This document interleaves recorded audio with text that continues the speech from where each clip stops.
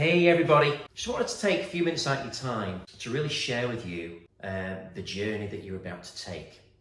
Now, the reason I'm sharing this with you is because you really have got to understand how to make a film that people want to watch. How it's not about your film, it's about what the audience is going to receive. Because once you see that film being shown in a theatre, or people watching it at home, on the sofas and see their reaction to that art that you made, that's the true redemption of your work. Now, a lot of people ask me if I'm qualified, so I'll tell you a little bit about my story and then share with you what happened to me. So when I was 2 years old, my mum left my dad. My dad was a very bad gambler, and he still is, right? He's addicted to it.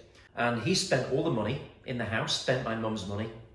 He ran up debts all over town, and my mum had no choice. She was 23, I was 2. And she went to move to the north of England to live at a mum's house and a stepfather's. Now, I didn't know, because I was too young, but she had been sexually abused by her stepfather since she was 4 years old. In fact, she was sex trafficked within her own family. And he used to ask her mum to have a bath with her and all that kind of thing, and she let him do it. Right? And my mum was very smart. She used to find a way to lock the door and all that kind of stuff.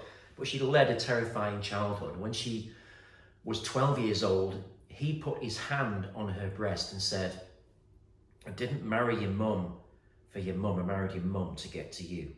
Now, can you imagine your father saying that to you at 12 years old if you were a girl?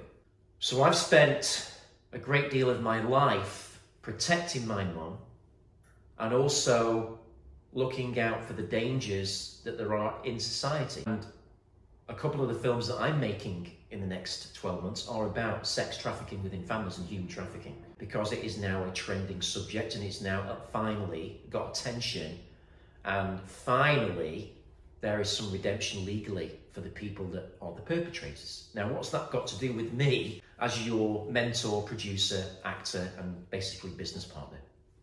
Well, after she went to live with her mum and stepfather when she was 23 and I was 2, her stepdad said, "It's either me or them," to my grandma, her mum. And she said, "You can't stay." So we had nowhere to go, and it was January, it was freezing cold. And she took me to the park. She tore some branches down from the trees. It was snowing, and we lived in the park for like 3 days, nearly died.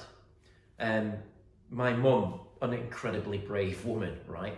And we got taken in by strangers, and eventually things got better, but we were on and off homeless for